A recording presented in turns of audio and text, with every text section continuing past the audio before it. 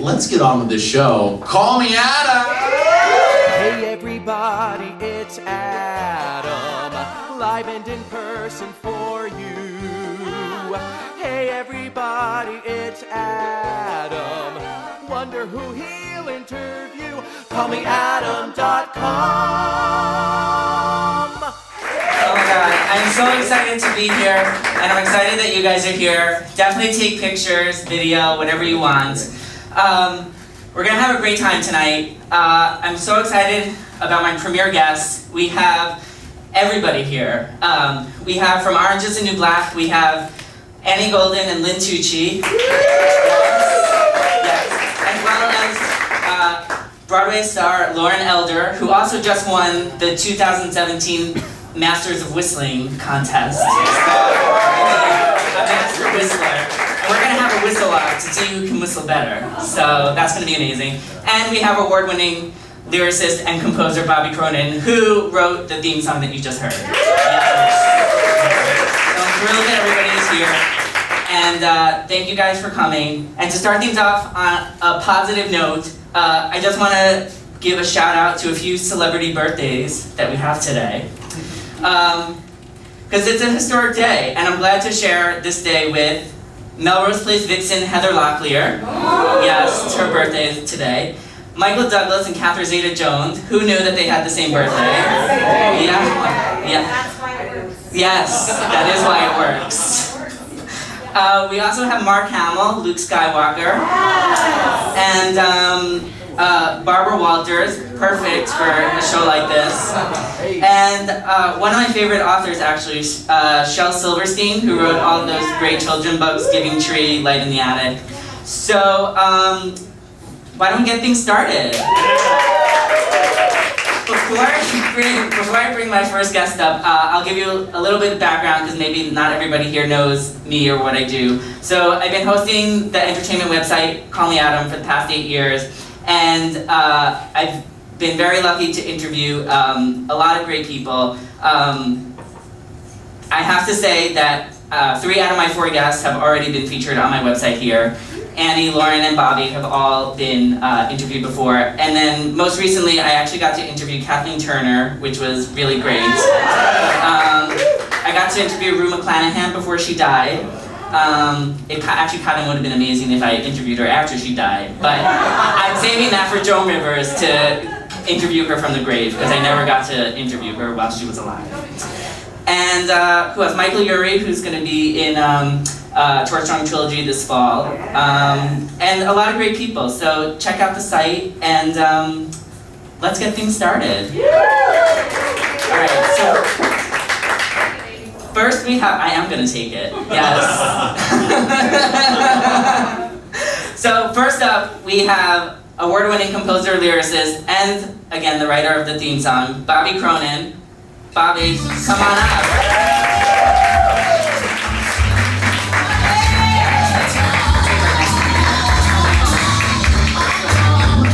I am so proud of you. Oh my god, I'm so excited you're here. And that was, if you couldn't hear, that was Reach the Sky, one of Bobby's songs, one of my favorite Bobby songs, actually. It's tattooed on my wrist. It is. Actually. This one is not a real tattoo. It's not, I promise. Oh, that's a letdown. So the Dramatists Guild Fund, I don't know if anyone knows what that is. They just changed their name to the Dramatists Guild Foundation so that they can give writers more opportunities. And they had these temporary tattoos that they made me put on. And it won't come off. Although I kind of really like it, actually. I just wish it meant something to me. It doesn't? No. Oh, okay. It might. All right. Well, when it does, you'll get the permanent. Oh, definitely. And it'll be a nice compliment to Reach the Sky. Absolutely. Yes. Oh my god, we have so much to talk about. The list of projects that you have going on at one time. It's too many. I don't know how you do it. It really is too many. But many. I'm gonna rattle them off. You have Mary and Max, yes. which we're gonna talk about a little bit later. You have Welcome to My Life. You have a short film, Seeking Alice. Yes. That's already done. Yes, that is done. So, but you wrote some of the music for? I wrote it's actually I've written like 5 or 6 film scores now, and that one it's a completely sung through musical piece. And that took like 1.5 years of my time. and we won lots of cool awards, which was great. So that was always, you know, that's always the yay moment. But strangely enough, I loved that project so much. To create, I'd never written something sung through before. That's amazing. I always have to stop to let the book writer say the piece. But now you got to do it all. Yeah. That was fun. Yeah. You also have The Cover, which is a new musical that you wrote for Ali Stroker from Glee and Spring Awakening, the revival. Till Death Do Us Part, and I mean that's just a handful of what you have. So can you like tell us where all these projects are at? Yeah, sure. So I feel weird holding this, but I don't want to put it away. I'm going to put it down because I have to get something in it. All right. So Mary and Max, which Lauren Elder is the star of. I love, you know, this business is sometimes not the most fun, but when you get to create with your friends, there's nothing more exciting than that. I knew from the second that I started writing the show that Lauren, I just kept hearing her in my head. And she has such a cool sound, and I wanted to write for like a sound that we don't get to hear very much anymore.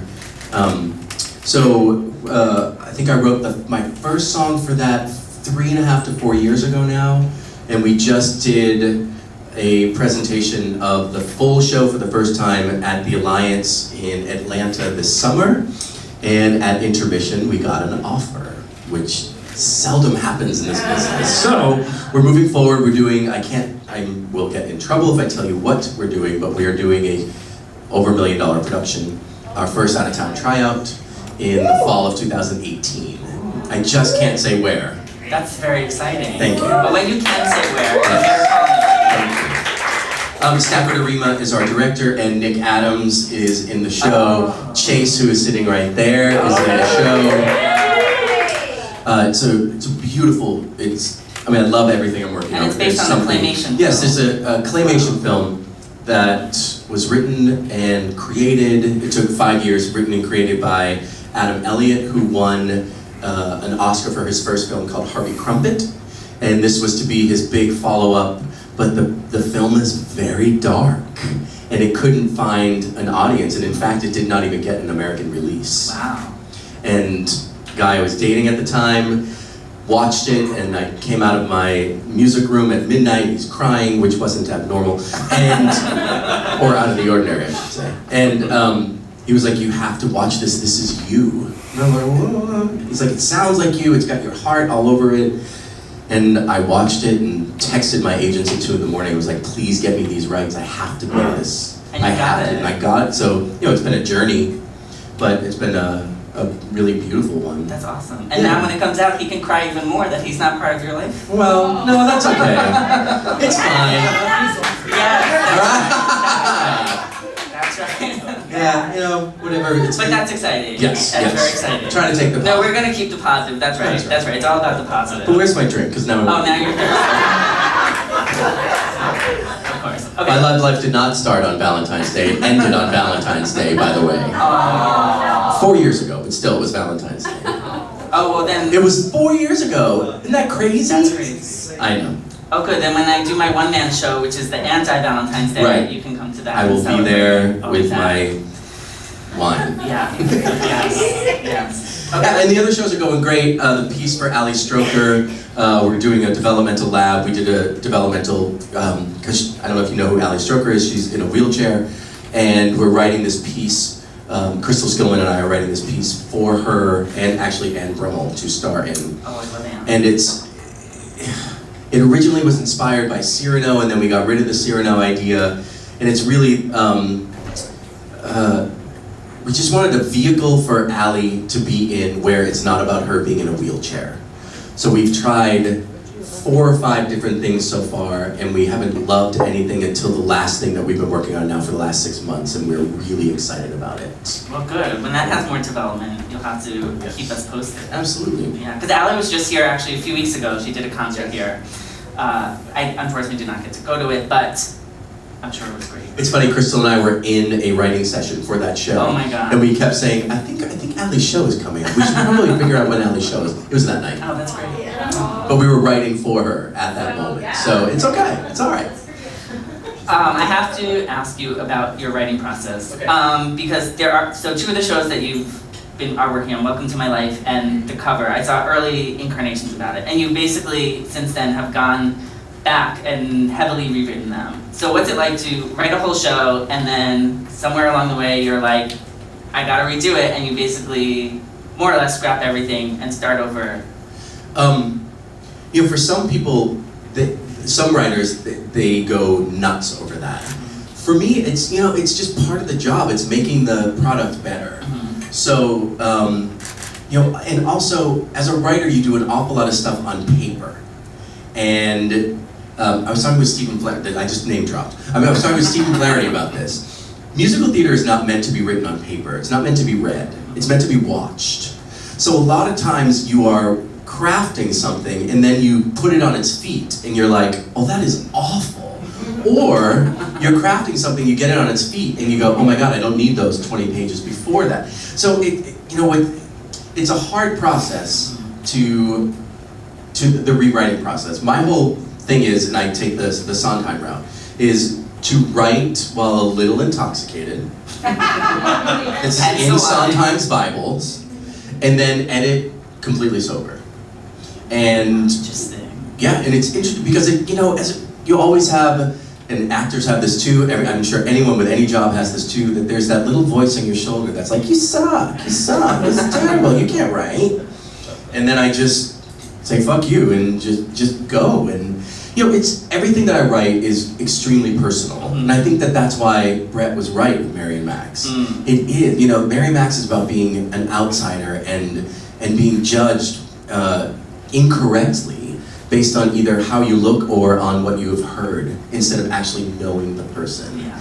And I mean, we're in the worst city for that, but and, with social media and everything, Yeah. it's just so I want a piece to be ready for an audience. Mm-hmm. So something I learned in my newer material is not to invite people too early. Mm-hmm. In fact, nobody except for the people at the Alliance and my agents and a few producers have seen anything with Mary and Max. I've been so secretive about it. That's good. And now because we have the production coming, now we can actually start talking about it more. Well, that's exciting because we want to hear more about it. Yeah. Yeah. So now I have a question for you. Since you write drunk, did you write my theme song drunk? No. And I'm gonna be honest, I'm not really a big drinker, so I write a little stoned. I'm just being Oh, okay. honest. So then did you write it stoned? Yeah. Okay, good. I mean, that came out amazing. But also, look, stone for me is like I have a puff. I have friends that smoke like, a whole thing, whatever it's called, a bowl or something. Yeah. What's it called? I sound like my mother. It's good that you can educate your mom about these Yes, things. it is about drugs. I'm sure she. It's great with my Yale education that I do drugs. Yeah. But, hey. Yeah. No, so yes, I will be honest and say, yeah, but then the editing process and the recording process. But to write your theme song, I had to step outside of my comfort zone. Because I'm very contemporary driven. I love, I also teach at a college. I teach pop music, teach musical theater actors how to perform pop music, since pop has really infiltrated musical theater, and unfortunately the teachers are teaching it wrong. It's its own style, and That's why Sherry Sanders is that's here. right. When Sherry was writing her book, Yeah. she and I were sitting together and we were working on a project together. And she'd be like, "What do you think of this?" I'd be like, "Yes, absolutely. Let's talk about disco." Yeah. And we just had such a great time. Because she has that whole Rock the Audition, Yes. if you don't know, and she teaches people how to audition for rock music. And she just saved actors so much time by creating on musicnotes.com audition cuts of pop music. I mean, for crying out loud, actors now, you don't have to do anything but sing. Yeah. Thanks to Sherry. That's right. That's right. But no, so for your theme song, we had a conversation. We did. And I told you what I wanted. Told you what it you to be wanted. like. Yep. Yeah. And I just, I listened to a lot of Jerry Herman and Candor and Ebb, the writers that I absolutely love, but I don't really write in that style. And I just had so much fun. And then I was like, well, I have to record it too. Yes. And I'm glad you did. I mean, I get a lot of compliments It's on it. weird hearing your own voice. But I mean, I can sing, I'm not a singer. But I just thought And it you would did work. the backing vocals. I did. You did it all. It was just fun. It's amazing. It's amazing. And since you write so much personal stuff, I'm gonna take this to a little darker place now. Uh-oh. Okay. So yeah, because I want somebody to cry. I want my Oprah moment where somebody cries, and I'm hoping it's going to be you.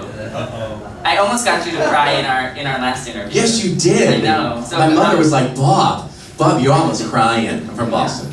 You're almost crying. So maybe Bob. this one will put you over the Maybe. edge. Let's see. So another one of my favorite songs of yours is Daybreak, which is all about looking forward to the night ending and a new day starting. And we're just gonna play a quick clip from the song of Daybreak, and so you guys can hear it, and then I'll ask you my question.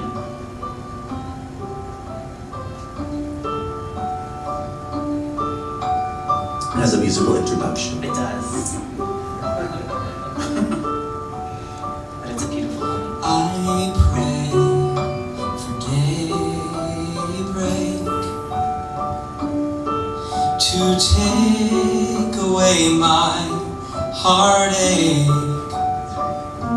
yearning to set free the demons haunting me, wishing I could feel alright. So that's a sampling of the song. So you get the idea of it. Very good. Very good. So my question to you is, when has there been a time in your life where you just couldn't wait for a new day to start because the day you were in sucked? I hate you. I love you, that's why I'm doing this. Well, I can tell you I wrote the song because of where I was in life. I was living in Chicago with my partner who was Fiyero in Wicked, and it was gray every day, and I hated everything. I hated everybody. I was far away from home. I could hardly sleep. So like that was really me, like sitting up and waiting for the damn sun to come out. Now fast forward, I don't know, I guess my dad's death would be, that's always the answer for anything. Yes. Dad's death, and show's over, everybody. Thank you very much for coming. But yeah, no, my dad, it took him 4 years to die. And those 4 years, what's funny is I wrote Mary and Max right after my father died. And I think that's why that piece is hitting people. When we did the reading in Atlanta, we had grown men run out of the theater afterwards because they didn't want to cry in front of their wives or in front of their kids. That's amazing. Yeah, it was really powerful. Yeah. Yeah, so there's your answer. Great. Well, I mean, it's because of your dad's death actually that we're friends. Because when he was sick, that's when I started reaching out to you. Right. Yeah. So it all came together. All comes back to It Dad. does, sure does. All right, well, we're gonna switch gears because I don't want to keep it on a. I didn't cry. No, you didn't cry, which sucks. But another time. Fine, I'll try. Another time. That's good. No, I can't do That's it. good. No, you can't. You can't. But I'll get you one day. One day you will cry in front of me. So we're gonna bring up singer, songwriter, expert whistler, Broadway performer Lauren Elder.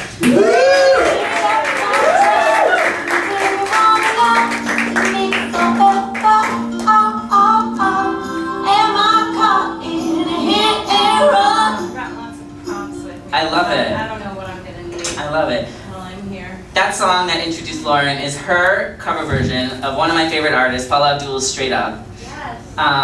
Lauren just released her debut album last year, which Bobby helped produce.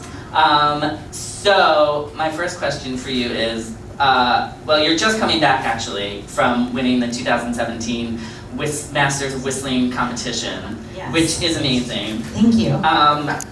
When did you discover that you were such an expert whistler? Well, my dad taught me to whistle when I was 4. Uh-huh. And I just kind of whistled all the time growing up. In fact, I would get in trouble sometimes in school for whistling. I didn't even realize I was doing it. Whistling and humming all the time, just music. And then, I just always loved whistling. I would always whistle. Then I guess it was when I was in the musical Hair.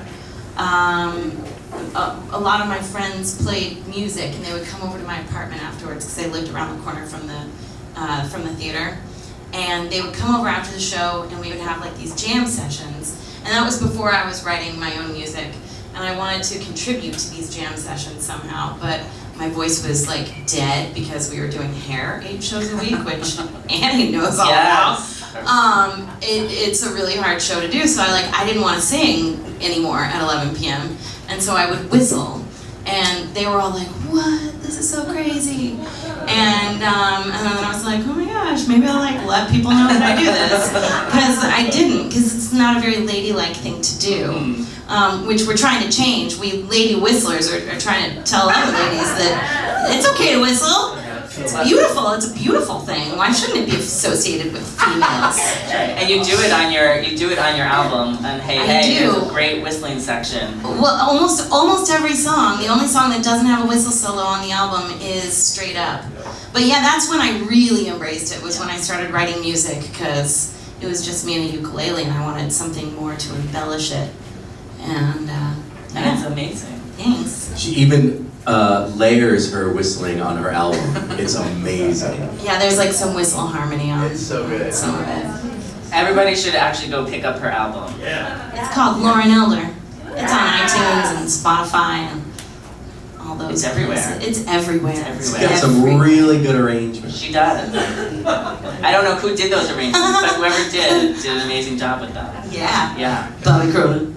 So, what's it like to have your own album out for everybody to hear in the whole wide world?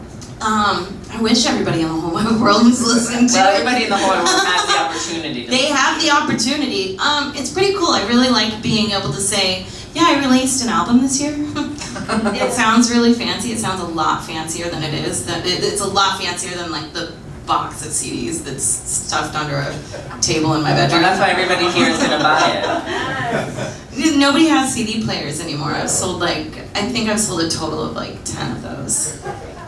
It's okay. Well, you bring it to your shows and have people. You should have brought them here tonight. You could have signed them. I have download stickers available for purchase tonight. Oh, that's if you exciting. want, you can just take the little code and go on your computer and download it, and then you can stick the stickers somewhere on your favorite book or something. I love it. I don't know. I love it. Put it on a light pole outside, so if somebody's like, "What? Lauren Elder? I should go look her up." Because that's what I do when I see random names on stickers. You Google them? Immediately. That's amazing. Who is that? In this day and age, you I can don't do it know. immediately. Yeah, you can. Oh my You God. can. All right. Well, while I have both of you on stage at the same time, I do have a few specific questions about Mary and Max to ask you guys. Okay. Okay. Well, actually, the first 2 questions got answered already, so I don't need to re-ask them. What was the easiest song to write in Mary and Max, and what was the one that gave you the most trouble? Ooh. The easiest one might be the one she's going to sing tonight. I love it. The moment was just so clear in my head. So the way that I ended up writing a lot of the show was I brought in Stafford Arima before I even started writing, because he's such a great dramaturgical director. And we knew we had this great property, but we didn't want to just put the movie on stage. Why do that? So he said, I'm a nerd, and I was like, I want homework, give me homework. And he said, great, find 3 moments in the film that speak to you, and turn those into song. Great. Then it came, and so one of them was one of the songs that she's going to sing tonight. What song is that? It's called Maybe It's Me. Okay. It's the moment in the piece where so it's a piece about pen pals, and she starts at 8, and then she ages to in her 30s through the piece. And it's when the first time he's not written her back. And what we've done is theatrically, we have that span. It's when she changes from a little girl to an adult, which is not what's in the film, but we just thought that was the most theatrical moment. And so we watch her age, and she's sitting in the same spot and trying to write him, and all these letters are flying over to him, and he's having a nervous breakdown, as a matter of fact. And there's this sort of subplot is not the right thing, not the right word, but there are these characters called the Noblets, which are kind of like the Smurfs, and they are these little brown Smurf-like things. There's vanity Noblet and chubby Noblet, and Mary is watching an episode of the Noblets at this moment. And what we've done is we've crafted that every episode of the Noblets mirrors what's happening in Mary's arc. Again, not in the film. And at this moment, the novelists are going, well, why hasn't he written back? I wonder why he hasn't written back. Maybe he's run out of ink from his typewriter. Maybe he's this, maybe he's that. And then I knew right then and there that Mary needed to say, maybe it's me. Well, and that's the song. This seems like a good lead, and then all right, to sing. let's do it. Do you want me to move the chair? Need that. I'll hold it.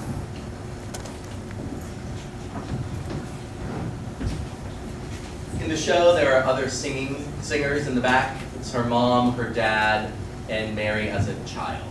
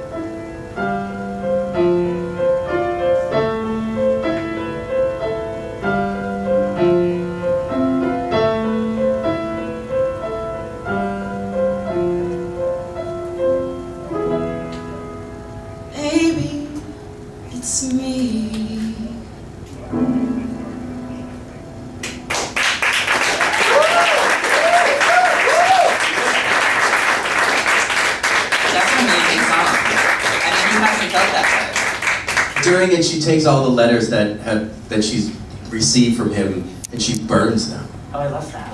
Yeah, very dramatic. Well, I'm glad I don't have any matches. Yeah, I'm sure you would have. Right here on the stage. It's okay. Oh, Bobby's mic broke. Oh, Bobby. All right, well. Just take Lynn's. I have nothing else to say. So you have to let us know when you can tell us about Mary Mac so then we can let everybody here know. It's opening October 2018. Perfect. Somewhere. And when I find out that where, I'll let everybody know. So coming up to the stage now, we are going to have SAG Award winner and one of the stars of Orange is the New Black, Annie Golden, who plays Norma Romano. Come on up, Annie.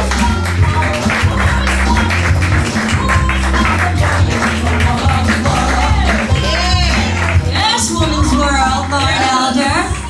Yes. Hi. A little Woman's World, I beautiful know, of Monty. course. Only my favorite show. That's where we met. Oh, that is where we Yes. met. I'm Yeah. so thrilled you're here. Were you the stripper that opened the show? Is I that where we sure met? was. Oh, okay. That's right. You remember that? You know that scene. This is That's called right. Bearing It All with Adam, That's isn't right. it?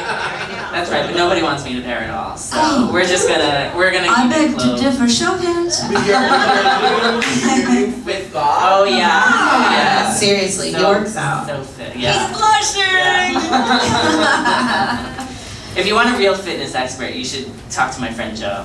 All right, Joe.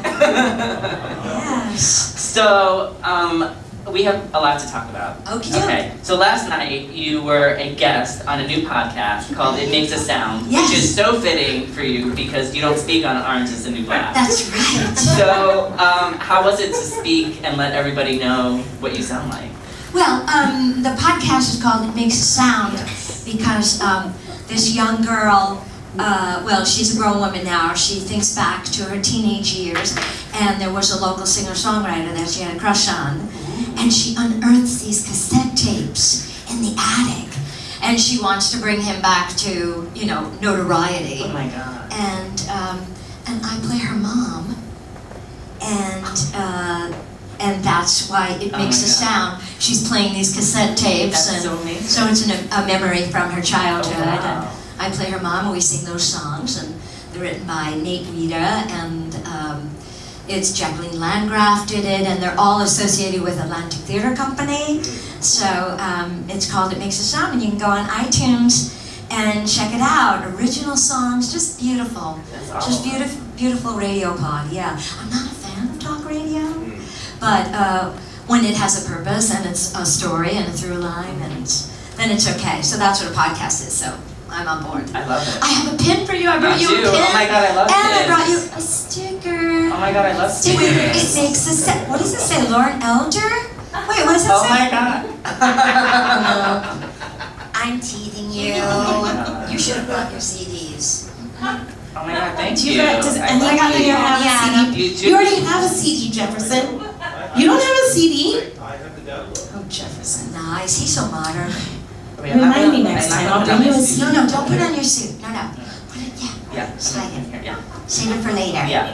Now you have some exciting news. You're still working on your show Broadway Bounty Hunter, Yes. which had a great run at Barrington Stage last year. Yes. So can you update us as to where things are at? with And the then show? we came back, and in September, last September, Yeah. we did it one night only in concert, and we're gonna do it again one night only, October 23rd, Oh, produced where? by Primary Stages, and just for interest and to move forward, and yeah, so Broadway Bounty Hunter by Joe Iconis, Yes. who is a brilliant boy, and He was one of the co-writers on Be More Chill, if anybody saw that at Two River Theater in New Jersey. yes, and also I came up with Mark Shaman and Scott Whitman, and you're lucky if that happens to you once in a lifetime. But then Joe Iconis came up, and I'm his muse of a certain age. And when they had to leave Smash TV show, they handed the torch to Joe That's Iconis. amazing. Yeah, so you know his music whether you know it or not. Yes. Yeah. Yes. Well, we're excited for that. And where's the concert going to be? Or is it only Oh, for I think it's on industry? Primary Stages, Oh, and yeah, I don't know if it's open to the public, Okay. but you can go on their Primary Stages, and if you type in like Broadway Bounty Hunter, I'm sure they'll be like, how do you know that? And then I'll get in trouble. No, You don't understand that. People think you're being coy when you go, I can't really tell you where it's going to be, and everybody's like, oh, you're so full of yourself. But you can get in trouble, yeah. Yeah. Well, we don't want you to get in trouble because I would feel terrible. I know. And I would cry. That's right. Yeah. So you'll make me to cry. Yeah, that's right. That's right. Well, no, you won't see me. I'm not going to cry on stage. Someone's gonna cry. That's for you to do. Okay. But it's Barbara's birthday. Barbara Walters would be proud. She if you would be. cried That's on true. the show. That's true. She would be. That's That's a right. good point. I Yeah. like that point. Last month, you gave a killer concert at Joe's Pub, which I was very lucky enough to attend. Thank you. With your band, Annie Golden Friends and Family, Yes. which one of those family members is your nephew. Yes. Now there's some talk that there's like gonna maybe be an album. Well, you know, Well, I'm not saying that there is talk. I'm saying there should be talk that an album should Oh, be thank you for produced. saying that. It's just like when you've been doing this, as long as I have people go, so what have you done? You've done so much in your career, Ms. Golden. What have you not done that you would love to do? And now I'm just saying it. I'm saying I've done original cast albums. I've done singer-songwriter. I've written songs. I've fronted a band. I've been a guest soloist on other people's composers, you know, compilation CDs. I'd love to do a CD of my own songs. So that's what I'm putting it out to the universe. Yeah. Putting my name on a sticker and I'm putting it on there. By our next interview, I want firm stance that it's being worked on. Okay, let's put it out there, all of us. Okay. Woohoo! Yes. I think it's time to introduce your very good friend. Yes, So, this is two-time SAG Award winner, who is also on Orange is the New Black, who plays Anita DeMarco. She has also starred in Nonsense and everybody's favorite music video, Love Shack by the B-52s, and everybody's favorite cult film, Showgirls. Let's welcome Lin Tucci.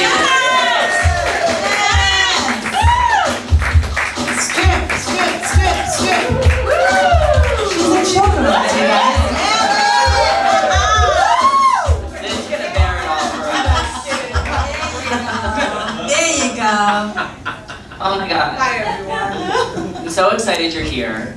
Well, congratulations to you. Thank you. Thank you. Yes. This is Thank you guys. Fantastic. Oh, I'm glad you're enjoying it. I'm having a great time. Yeah, it's great. I'm so excited that today is the first day of the show because yesterday, September 24th, Right. was Lin Tucci Day in Rhode Island. Tell me that! In Rhode Island. I happened to be writing him about, telling him, and I went, oh wow, it's my day in Rhode Island. Yeah, it's good. We're all performers, I'm sure, in one way or the other. So when your hometown recognizes you, it's a big deal. And I remember people's birthdays and anniversaries, and I don't put that in the calendar every year. Then I realized yesterday, you know what? I'm going to celebrate that day every year for, I'm putting it on my calendar. September 24th. September 23rd. Lin Tucci Day. It was really a cool thing. My mom was really happy. Oh, that's amazing. I love that you have your own day. I know, it's pretty wild. Yeah, it is. I forgot. So thank you for You're reminding me. welcome. You're welcome. Senior moment, babe. So we've never done an interview before, so I have to ask you what I ask everybody. So who or what inspired you to become a performer? Okay. Well, my dad was an opera singer, and he died when I was 3. So he was a force of nature. I have his chest, his bravado. I am my father's kid, and I didn't know that he inspired me until, I just doing my thing and being a little fat, little roly-poly Italian doing waka waka waka and thinking, okay, something's going on here. And then, went to high school. As we all go to high school, we have our teachers, and our mentor teacher in high school saw the seed. He nurtured it. He, put a little water on there, grow, bloom and grow. And then I went to Rhode Island Junior College because my mother said, oh no, you are not going to be a performer. No, come back, Loretta. So I went there for 2 years and just to see if it happened. And then I auditioned for Boston Conservatory of Music, and that's where I got in and I pursued drama and musical theater. But it was, I must say, my father, unbeknown to myself, was my inspiration. Stigmata, I had the stigmata on me. Yes. The DNA. Yeah. Thank you, Daddy. Yes, definitely. Well, we're glad that you got that inspiration. Thank you. Yes. So I do have to ask you about Showgirls because it is one of my favorite films because I was a huge Elizabeth Berkley fan, and when it came out I was so excited for her, and then I saw you in the film and I was like, oh my God, who is this person? And what story can you share about your time making the film? Well, it was my first feature film, and I was actually doing Nonsense. It was the thing that I've done for a million years. I was vested in equity because of Nonsense, and so it was such a great role. I did Sister Robert Ann, so I was in. And I haven't graduated to Reverend Mother yet. What the fuck? But I have not. What's up? But I was doing Nonsense. And I got the audition, and I was like, oh my God, I'm in like a habit. How can I reveal myself like that? There's no way. And Dodie Goodman was doing it with me. I don't know if any of you know who Dodie Goodman. Years ago, there was a show called Mary Hartman. And she did, Mary Hartman, Mary Hartman! And so I was backstage, and she goes to me, I said, I think there's going to be nudity in it. And she was like, oh, Tucci, just put a tattoo on it. And I was like, I can't do that. There's no way I can do this. And then you haven't lived until your agent has to have nipple negotiation. Wow. Oh yeah. Wow. So We it's didn't like, have that Yeah, here. yeah, yeah. We didn't have that in here. It was like, Did you have that? Don't have it in jail, no. Nipple negotiation, no. No. and that's what It's it full was. Monty or nothing, That's right. So I did the role, and because Joe Esterhaus and Paul Verhoeven, who launched, Sharon Stone's career, and Elizabeth Berkley and Gina Gershon was on board. Yeah. Kyle MacLachlan. Mhm. And I thought, girl, do it now and put it behind you. Mhm. Just do it. But they did not tell me there was going to be nudity in it. They just said it was going to be like a Jessica Rabbit type thing. They were going to be computer generated, tits that were going to Yeah. come out. And then right at the end, they said, nay, nay, nay, nay. Take him down, baby. Yes. And so I thought, yeah, do it now. Don't ever do it again. If I do, it better be a lot of money. Yeah. But it was a great experience. I mean, thank God I was the comic relief. I did not, And Elizabeth was an angel. She was a sweet, sweet girl. She reminded me very much of a dancer's discipline, and she was she was always very much Johnny on the spot and just great to work with. And Gina Gershon was Gina Gershon. But I was between both of them in the trailer often, and the personalities were very different, and they had that thing even in the trailer. But it was a great experience. That dress, those dresses, are really just a sheet of material underneath the dresses. So anyway, this is the first time you get the breaking news. I love it. That's what I want. Yeah, this is what underneath those dresses was an armor of cables. Cable wires. So there was actually, I had to get into this cable wired dress with bladders underneath both breasts. And when I would do the catchphrase, ha ha, they would watch my chest go up. There would be this wire that went underneath all the way down there, two guys. It was almost very antiquated. You thought they would be more sophisticated than this, but they would be popping air like it was like a cartoon, like a Walt Disney cartoon. Yes, and the air would come up, and the bladders would push them up, and the dress would come down, and I would do the ha ha, and that all on television, on the movies. Yeah. Yeah. And that really didn't happen. But the good thing was they gave me one dress, and one dress went to Planet Hollywood, I think, and the other one, I don't know, they cut it up and used it as dishcloth. I'm not exactly sure. But that, you get the scoop. I love Most that. people don't know that. They just thought that dress, Yeah. it was, but they had no idea it was all of this. It was all rigged. Yeah. All rigged. And I don't know if I should tell you this, but now in 2017, there's a GIF of the dress going down and up, down and up, down and up. Really? Yes. Yes. Fun to Yes. look at. Yes. Well, that's what happens when you Google your name. Exactly. And Oh, really? yeah, when I was looking for pictures for tonight, I didn't take that picture, but Hey, at this point, let it go. Yeah, As they say. exactly. I also had to ask you about Love Shack. Yeah. Because you were a dancer in the video. You danced with RuPaul. Do you remember? I do. Do you what was it scorching hot that day? It was scorching hot. What was great about it was someone's real house. Wow. I mean, I scouted that house out, and we could not. When that first shot is when you're coming down the road, and we looked over and we saw that house. We went, no, this has got to be a set. This was not a set. This was someone's home. And we got in there, and it was like Disneyland. I mean, we were having a ball.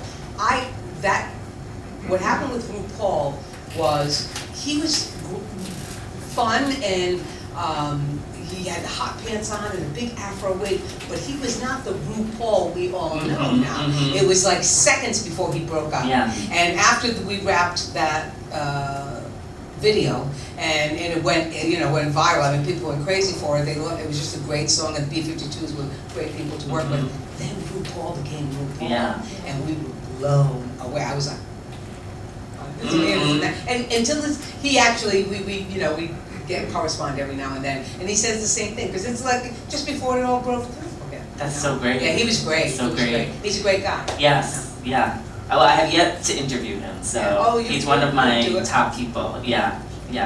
put in a good word. Yeah, exactly. Next time you email him, let him know that I want to interview him. All right, well, since I have both you and Annie up here, we have to talk Orange is the New Black. How many of you out here watch it? Yes. Okay. Season 6. Yes. Oh my God, and it's yeah, and you have 6 and 7 coming. I mean, obviously not at the same time, but yeah. Okay, so what is one characteristic about each of your characters that you both are glad yourself you don't possess? I know with myself, when DeMarco referred to Laverne Cox's character Sophia as a he, she, pissed me off. I mean, I was like, oh my God, you prejudiced piece of crap. And so, if I had to answer that, that's what it was. To have that kind of personality, those convictions, or whatever it is. I don't even want to. I hated saying that word, but that's DeMarco. Yeah. There's a part of DeMarco. It's just a part of DeMarco. So I would not want to possess that. That's good. Yes. That was such a painful moment. Yeah. I remember watching that and I was like, Yeah, it was bad. Really bad, real evil. What about you? I saw the still from the. Oh yeah, there's a few in my stills tampon from tiara. My tampon tiara at the Christmas pageant. Yes, yeah. The tampon tiara. Yes. In case you, too much information. Okay. So, yeah, I think it would be when I first started playing Norma. I got feedback from fans, and I changed my mind about her. But I used to refer to her, which was unkind. But in my own assessment of her, I would say she's, she's a kitchen toad. She's a doormat. And actually, I came to realize that she's much more than that. So I would say maybe her low self-esteem. I'm kind of glad that I don't have that. But through the seasons, she has rise to the top. But initially I would be like, oh Lord, this woman just lets people just take advantage of her left and right. They just step over her. Yeah. But that's why she doesn't speak. She doesn't want to be noticed. Right. She wants to kind of fall into the background. So it's her self-esteem, her self-worth. I'm glad I don't have that. Yes. That would be terrible. Yes, I'm glad you are stronger than that. Is there somebody you wish you had more scenes with than you do? I would want to be with Red. I want to, I want to kick her. Oh, I love it. Yes. When there was a discovery that she and I entered the prison at the same day, same time, I thought, oh, this is interesting. So, I love Kate. Yeah. I love. If anybody wants to read a good book, she wrote a book called Born with Teeth. And she was born with teeth, and it is an amazing read. Wow. She's an amazing woman and a great actor. Yes. We both know. I remember seeing her in TF5 Off-Broadway when she did the Catherine, I think it was Catherine Hepburn was the subject of that show. Yes, yeah. She's extraordinary. So I would definitely like to have more scenes with her for sure. Yeah. I have no complaints. I mean, I have scenes with Red, and they just move Norma around from tribe to tribe. With the Latinas in the kitchen, and then because nobody's threatened by Norma. Right. So it's kind of interesting that I get to work with everybody. But maybe the urban dorm, with Crazy Eyes and Janae and Black Cindy. And the other girls, I think maybe and even they accept me. So I could, but I think I'd like to be in that group a little more. That would be fun. Yeah, absolutely. Yeah. Is there anything you wish you could have changed about your storylines thus far? I have not had a backstory yet, so let's start with the back. Yes. I want to know what the hell I've done. Piper, the woman who wrote the book. At various parties, she'll talk to me and she'll say, the real person, the real character, you're her. And I was like, a little bit more, just a little bit. But and she'll go, no, I've asked a few things, and I've really struggled with the fact, do I want to know more? She told me she's out of prison and she's living a normal life and all of that, thank God, good stuff. But they won't reveal too much. And I keep on thinking, well, if I'm not doing it right, they'll tell me. Right. So I might as well just go with the flow. But I would love to know why I'm in the pokey. Yeah. You know what I'm saying? Yeah. I have a million ideas in my mind. We want to know too. Yeah. So I don't know. I wouldn't change. There's nothing to change at this point in terms of story or the story. What about you? I just feel like Genji writes for us, writes for what she knows about us. So with my storyline, it was, right in the pocket of my wheelhouse with, like a flower child. But I feel like when she writes for Anita, she's right in the pocket of the showgirl character and the blue-eyed shadow and the bling girl and that she's sassy and so she kind of, and Leah, I said to Leah, how'd you feel about, Boo's backstory? And she was like, well, I was very supported by my family, but Genji took that opportunity to tell profound stories that do happen to kids growing up, other than their family legacy or whatever. So I have no complaint. I'm delighted with how it's been going, Good. So I really wouldn't change it. And also, I don't know if you follow it, but the first time you hear Norma speak, she sings, and then she used that device again in other seasons to comfort people and to be a nurturer and to be the fixer in a place where nothing can be fixed. Well, it would be a waste to have you not sing. I mean. But I took the gig. I mean, she took the gig with the nipple negotiation. Right, that's right. I took the gig with the no speaking. Right, I was like, okay. That's right. All right, this next question, I have a favor to ask you guys. Do you think you could answer it in character? This is going to be the best for you, because you don't speak. But, so with the popularity of Orange is the New Black, how do you feel your career has changed?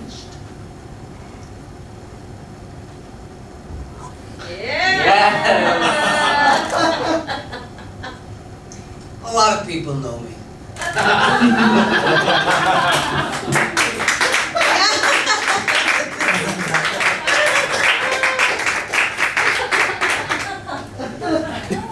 That was awesome. I love it. I love it. I love it. Wait, I have to check how we are on time. Oh, I have a watch. Oh, okay. Oh, well, it's almost time. It's almost the end. I know.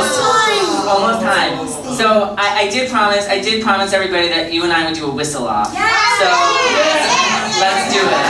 Let's do it. No, you can stay. I want to use some of your fancy chapstick real quick. Okay. Here, I have it. I've got some right here. I brought it up with me. Oh, I love it. Did you have a good time tonight, Yeah, did you guys have fun? everybody? This is elegant. So elegant. I mean, we try. No, I'm just gonna whistle in here. That chapstick's so good for the whistle.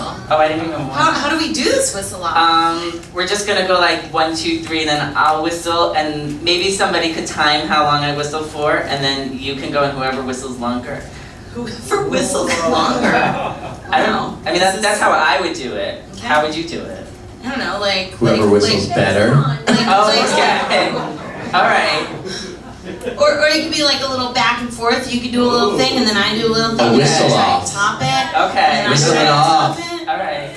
Like a dueling Like these are the whistlers. Now, Right? Yeah. Yeah. Okay. This is gonna suck. Yeah, you start. Oh, you want me to? Well, you're the expert. Okay. Right.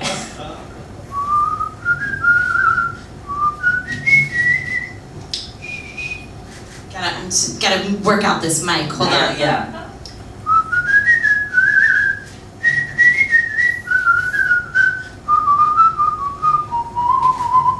Wow. I mean, there's almost no point in me doing it. Come on, that was All right. nothing. That was easy.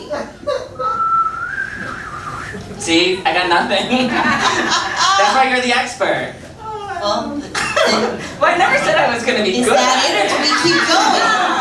No, you could do something else. You're the expert. You should do something else. What did you whistle when you won? Well, I'll sing. I'll sing. I'll whistle part of. Well, gosh, I'm not answering this very well at all, am I? Let me start that over again. I whistled, one of the songs that I did was a Benny Goodman tune called Flying Home, but I did the Ella Fitzgerald version, which you guys should look up. It's like a phenomenal scat song. She only scats in it. So I only whistled what she scatted. And then the other song that I did, I accompanied myself on my ukulele, and I did a whistle song that I wrote myself. Oh. So maybe I'll whistle a little bit of that. Okay.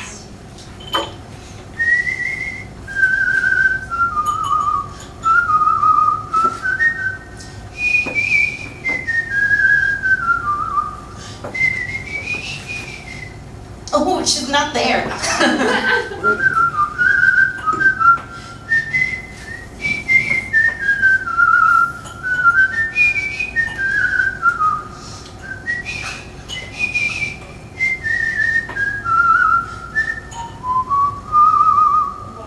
She's usually better. I don't know. She's tired. It's How do you late. warm up to it, son? I just kind of whistle and whistle and whistle. Yeah. That's amazing. That's why you won. That's that. That's why you're 2017. Baby, they're really gonna be so happy. Yeah. If I have a baby. Yeah. Anybody. When I borrow a baby. Right. Yeah. I'm gonna start that whole rent a baby thing. Oh, I love it. Baby of convenience. That's a great idea. Yeah. Take it when you want it, give it back when you don't. Exactly. That's right. Well, that's the show. Thank you guys so much for coming. Annie Lin, Lin Tucci, Lauren Elder, Bobby Cronin. You guys were amazing. Thank you for coming. Thank you, Adam.